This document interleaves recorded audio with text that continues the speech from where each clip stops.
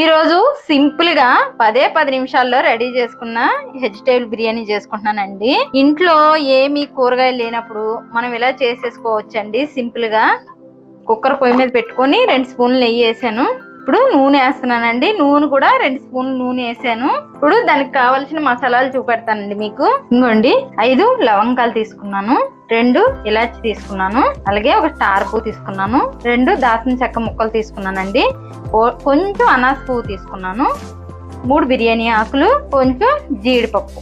ఇంకోండి ఈ జీడిపప్పు కూడా వేసేసుకున్నాం. వేసుకొని కలుపుకుందామండి. కొంచెం సాజీరా కూడా వేస్తున్నానండి. వేసేసుకున్నాం కదండి, ఈ మాడిపోతున్నాయి కదా. ఇప్పుడు మనము ఒక ఉల్లిపాయ ఇలాగా పొడుగ్గా కట్ చేసుకోవాలండి. కట్ చేసుకున్నాము, వేసేస్తున్నాను అది కూడా. అలాగే 3 పచ్చిమిరపకాయలు తీసుకున్నాను, ఇవి కూడా వేసేస్తున్నాను. వేసుకొని 1 నిమిషం మనం ఇవి ఇలా కలుపుకుందామండి. మనకి ఇంట్లో ఏమీ లేనప్పుడు ఏ ఇబ్బంది ఉండదండి. ఇలాగా 10 నిమిషాల్లో రెడీ చేసుకోవచ్చు. ఒకటి బంగాళదుంప కట్ చేసానండి, అది కూడా వేసేస్తున్నాను. అలాగే ఒక క్యారెట్, అది కూడా వేసేస్తున్నాను. మిల్లిమేకర్లు తీసుకున్నానండి. మిల్లిమేకర్లు అంటారు, సోయా బీన్స్ అంటారండి వీటిని. ఇది కూడా వేసేస్తున్నాను. వేసేసుకొని కలిపేసుకుందామండి. ఇలా కలిపేసుకొని ఒక 2 నిమిషాలు మనము మూత పెట్టేద్దాము. ఇంకోండి 2 నిమిషాలు అన్నాం కదా. ఇప్పుడు ఈ ఒక టమాటా కట్ చేసానండి, అది కూడా వేసేస్తున్నాను. వేసేసుకొని మనం రుచికి సరిపడిన ఉప్పు వేసేసుకుందామండి. ఇంకోండి నేను కళ్ళుప్పు వేస్తున్నాను. వేసుకొని కలిపేసి ఇంకో 2 నిమిషాలు మూత పెట్టేద్దామండి. ఈ టమాటా ముక్కలు బాగా మగ్గుతాయి. నేను ఇంకా అల్లం పేస్ట్ వేయలేదండి, వేసేటప్పుడు చూపెడతాను. ఎందుకంటే అల్లం పేస్ట్ వేసామంటే అడిగట్టేస్తుంది, ముక్కలు వేగనివ్వదు. అందుకని 2 నిమిషాలు మూత పెట్టేద్దాము. ఇంకోండి 1 స్పూను అల్లం పేస్ట్ వేస్తున్నాను. వేసుకొని కలిపేసుకొని ఇంకో 2 నిమిషాలు ఉంచుకోవాలండి. కలిపిన తర్వాత ఈ అల్లం పేస్ట్ లో ఉన్న పచ్చివాసన అంతా పోవాలి కదా. ఇంకో 2 నిమిషాలు ఉంచుకుందాము. ఇప్పుడు ఇందులోకి మనము పుదీనా కూడా కొంచెం వేసేసుకుందామండి. ఇంకోండి గుప్పుడు పుదీనా కూడా వేస్తున్నాను. వేసేసి కలిపేసుకొని 2 నిమిషాలు మూత పెట్టేద్దాం.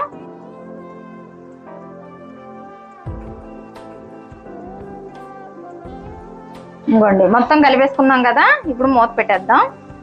ఇంకోండి 2 నిమిషాలు అన్నాం కదా. చూడండి ఎగిపోయి ఆయిల్ తేలుతుంది కదా. ఇప్పుడు మనము ఇందులో బియ్యం వేసేసుకుందామండి.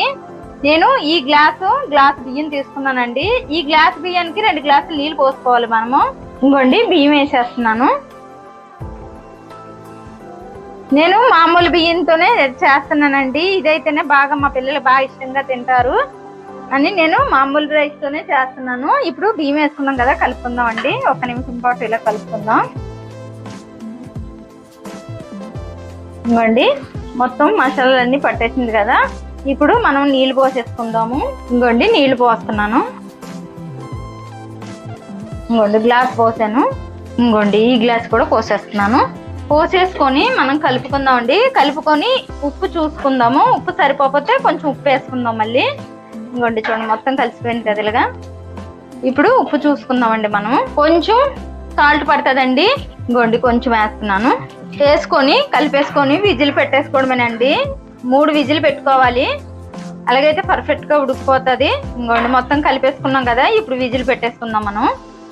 ఇంకోండి 3 విజిల్ అన్నాం కదా, చూద్దాము. తీస్తున్నాను. బా ఏం ఎమ్మిగా వచ్చిందో చూడండి. పొడిలాడుతూ వచ్చింది చూడండి వెజిటేబుల్ బిర్యానీ. ఇంట్లో ఏమీ లేనప్పుడు ఒక బంగాళదుంప, ఒక క్యారెట్, ఒక ఉల్లిపాయ, కొంచెం మిల్లిమేకర్లు, ఒక టమాటా వేసుకొని చేసుకుంటే మాత్రం చాలా బాగుంటుందండి. పిల్లలు కూడా చాలా ఇష్టంగా తింటారు. ఎంత బాగా వచ్చిందో చూడండి. ఇందులోకి నేను బంగాళదుంప గ్రేవీ చేశానండి. కచ్చంబర్ చేసుకున్న వాళ్ళు, అదే పెరుగు చట్నీ కావాల్సిన వాళ్ళు పెరుగు చట్నీ చేసుకోవచ్చు.